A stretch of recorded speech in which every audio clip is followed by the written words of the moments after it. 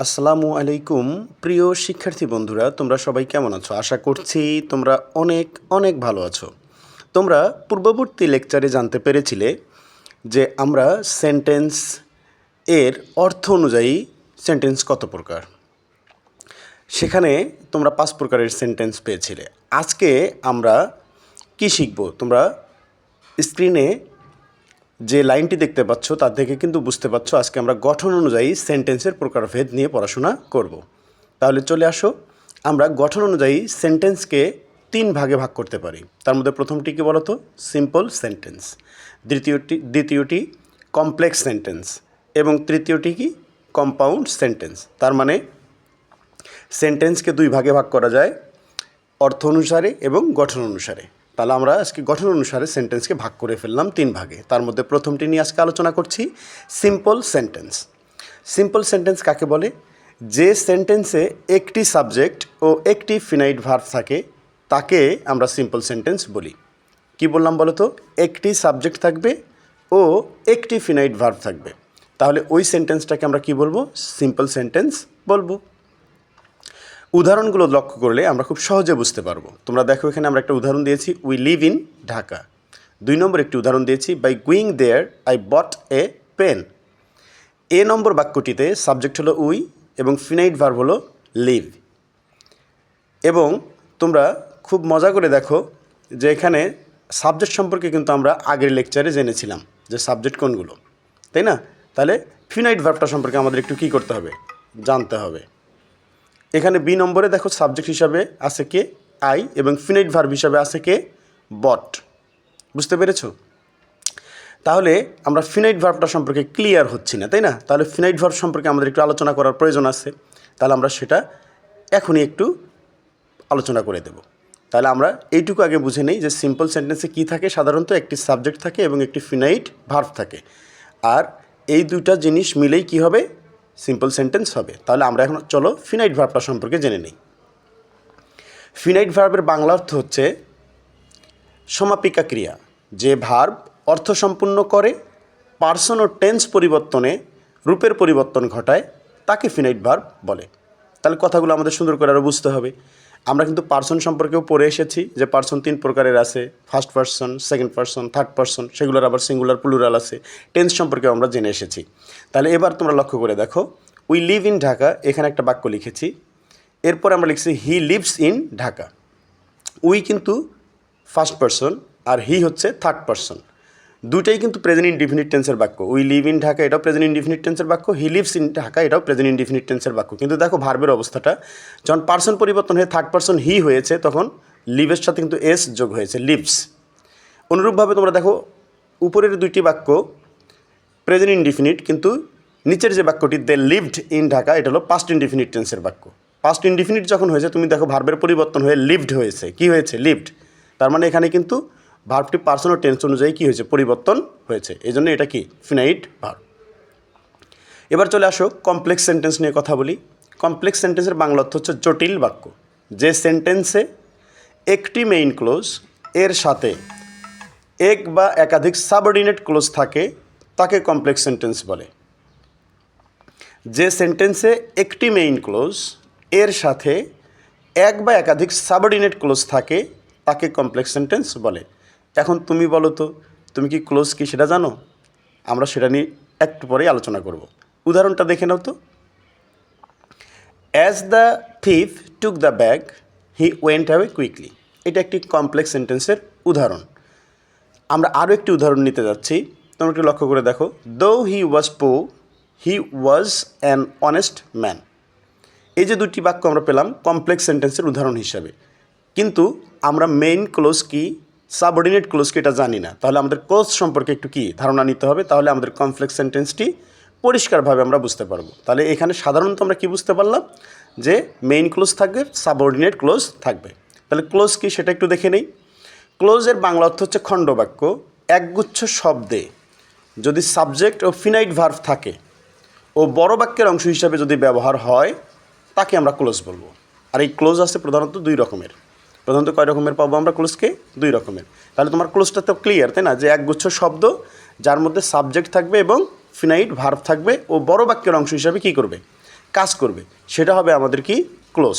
আর সেই ক্লোজের মধ্যে দুইটা অংশ আছে, দুইটা ভাগ আছে। একটার নাম হচ্ছে কি মেইন ক্লোজ, যাকে আমরা বলি প্রধান বাক্য। এটার আরও নাম আছে, ইন্ডিপেন্ডেন্স ক্লোজও বলা হয়, প্রিন্সিপাল ক্লোজও বলা হয়। আরেকটির নাম হলো সাবঅর্ডিনেট ক্লোজ, যাকে বলা হয় অধীন বাক্য। তাহলে মেইন ক্লোজ এবং সাবঅর্ডিনেট ক্লোজ আমরা দুটি ক্লোজ পেয়ে গেলাম। তাহলে এখন মেইন ক্লোজ কি, সাবঅর্ডিনেট ক্লোজ কি, সেটা একটু দেখে নেই, শিখে নেই। মেইন ক্লোজের বাংলা অর্থ হচ্ছে প্রধান খণ্ডবাক্য। প্রধান খণ্ডবাক্যকে ইন্ডিপেন্ডেন্ট ক্লোজও বলা হয়, প্রিন্সিপাল ক্লোজও বলা হয়। যে ক্লোজকে বাক্য থেকে আলাদা করলে স্বাধীনভাবে অর্থ দিতে পারে তাকে মেইন ক্লোজ বলে। বুঝতে পেরেছো কি বলেছি?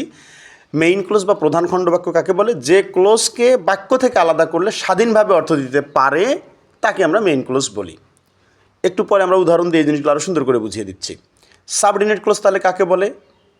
একেবারেই এটার উল্টা কথা আমরা বলবো, যে ক্লোজকে বাক্য থেকে আলাদা করলে স্বাধীনভাবে অর্থ দিতে পারে না তাকে সাবঅর্ডিনেট ক্লোজ বলে। তাহলে আমরা কি মেইন ক্লোজ এবং সাবঅর্ডিনেট ক্লোজের সংজ্ঞাটা বুঝতে পেরেছি?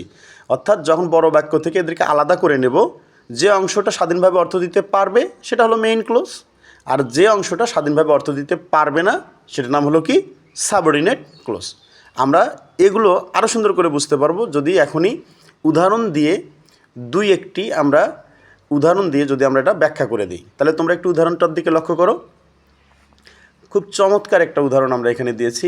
If you read attentively you will pass in the exam. এখানে তুমি দেখো দুইটা অংশ আছে, একটা হলো ইফ ইউ রিড অ্যাটেন্টিভলি, এটা একটা অংশ। পরে আর একটা অংশ দেখো you will pass in the exam, এটা আর একটা অংশ। এখানকার মধ্যে ইফ ইউ রিড অ্যাটেন্টিভলি এই অংশটুকু কিন্তু স্বাধীনভাবে অর্থ দিতে পারছে না। মানে বলছি কি দেখো, এটাকে যখন আলাদা করছি তখন বলতেছি যে যদি তুমি মনোযোগের সাথে পড়ো, অর্থটা কি সম্পূর্ণ করছে? করে নাই। কিন্তু you will pass in the exam এটা কিন্তু অর্থ সম্পূর্ণ করছে যে তুমি পরীক্ষায় পাস করবে। সেজন্য you will pass in the exam এটা হলো কি প্রিন্সিপাল ক্লোজ। আর ইফ ইউ রিড অ্যাটেন্টিভলি তখন এটা কি হবে সাবঅর্ডিনেট ক্লোজ। এখন আসো কমপ্লেক্স সেন্টেন্স চেনার কিছু উপায় আছে, সেই উপায়গুলো একটু দেখে নাও তো। আর কমপ্লেক্স সেন্টেন্সের এই চিহ্নগুলো বাক্যের শুরুতে থাকবে নইলে মাঝে থাকবে। একটু চিহ্নগুলো খেয়াল করো। As, since, when, though, although, if, as soon as, so that, so dash dash that, in case, provided that, no sooner had dash dash then, hardly had dash dash when, scarcely had when, who, whom, whose, which, that. এই চিহ্নগুলো যদি থাকে তাহলে সেটা তুমি কি complex sentence হিসাবে ধরে নিতে পারবে। তাহলে এবার আসো আমরা কম্পাউন্ড সেন্টেন্স নিয়ে আলোচনা করি। কম্পাউন্ড সেন্টেন্স বলতে বোঝায় যৌগিক বাক্যকে। যে সেন্টেন্সে একাধিক মেইন ক্লোজ কোঅর্ডিনেটিং কনজাংশন দ্বারা যুক্ত থাকে তাকে কম্পাউন্ড সেন্টেন্স বলে। কি বললাম বলো তো? যে সেন্টেন্সে একাধিক মেইন ক্লোজ কোঅর্ডিনেটিং কনজাংশন দ্বারা যুক্ত থাকে তাকে কম্পাউন্ড সেন্টেন্স বলে। মেইন ক্লোজ তো আমরা এখন শিখে আসলাম, তাহলে এখন আমাদের কি শিখতে হবে? কোঅর্ডিনেটিং কনজাংশন, এটা শিখতে হবে। তবে সেটা শেখার পূর্বে আমরা কি করে নেব, একটু উদাহরণ দেখে নেই যে কম্পাউন্ড সেন্টেন্সগুলো দেখতে কেমন হয়। He is poor but honest, এটা একটা কম্পাউন্ড সেন্টেন্সের উদাহরণ। Read attentively or you will fail, এটা আমাদের কি compound sentence. He took the bag and went away, এটা কম্পাউন্ড সেন্টেন্স। তোমরা লক্ষ্য করে দেখবে কম্পাউন্ড সেন্টেন্সের ক্ষেত্রে আমরা কি বলেছি যে মেইন ক্লোজ থাকবে, এখানে কিন্তু সাবঅর্ডিনেট ক্লোজের কোনো জায়গা নেই। তাহলে মেইন ক্লোজগুলো তার মানে কি, যদি আমরা এই বাক্যটা থেকে কোঅর্ডিনেটিং কনজাংশনটাকে বাদ দিয়ে যদি দুইটা অংশকে আলাদা করি, দুইটা অংশই কী করতে পারবে, আলাদা আলাদা অর্থ দিতে পারবে। কারণ কি এগুলো দুটোই কি মেইন ক্লোজ। বুঝতে পেরেছো? তাহলে আমরা এবার চলে আসো, আমরা যেহেতু কোঅর্ডিনেটিং কনজাংশন সম্পর্কে জানি না সেটা একটু শিখে নিই যে কোঅর্ডিনেটিং কনজাংশনটা কী। তাহলে আমাদের কম্পাউন্ড সেন্টেন্স বুঝতে খুব সুবিধা হবে। যে কনজাংশনগুলো দুই বা ততোধিক মেইন ক্লোজকে যুক্ত করে। ভালো করে বোঝার চেষ্টা করো তো। কনজাংশন মানেই তো সংযোগকারী অব্যয়, তাই না? তাহলে যে কনজাংশনগুলো কী করবে, দুই বা ততোধিক মেইন ক্লোজকে যুক্ত করবে তাকে আমরা কি বলবো, তাদেরকেই আমরা বলবো কোঅর্ডিনেটিং কনজাংশন। তাহলে এই কনজাংশনগুলো সাধারণত দুইটা মেইন ক্লোজকে বা দুই বা ততোধিক মেইন ক্লোজকে যুক্ত করবে। তাহলে কনজাংশনগুলো আমরা একটু দেখে নিই যে কোন কোন শব্দগুলো সাধারণত কোঅর্ডিনেটিং কনজাংশন। একটু লক্ষ্য করো, আমরা এখানে লিখেছি একটা শব্দ ফ্যান ভয়েস, এটা দ্বারা আমরা এখানে 7টা শব্দ পাবো। এফ দ্বারা হলো ফর, এ দ্বারা হচ্ছে অ্যান্ড, এবং এন দ্বারা হচ্ছে নর, বি দ্বারা হচ্ছে বাট, ও দ্বারা হচ্ছে অর, ওয়াই দ্বারা হচ্ছে এট, এস দ্বারা হচ্ছে ছো। তার মানে এই যে 7টা শব্দ, এই 7টা শব্দ মূলত আমাদের কি কোঅর্ডিনেটিং কনজাংশন হিসাবে ব্যবহার হয়। তাহলে এগুলো সাধারণত কি কোঅর্ডিনেটিং কনজাংশন। আশা করছি তোমরা আজকে সিম্পল, কমপ্লেক্স, কম্পাউন্ড গঠনগত দিক থেকে যে আমরা সেন্টেন্সকে 3 ভাগে ভাগ করি সেটা খুব সুন্দর করে বুঝতে পেরেছো। সবাই ভালো থাকবে। আল্লাহ হাফেজ।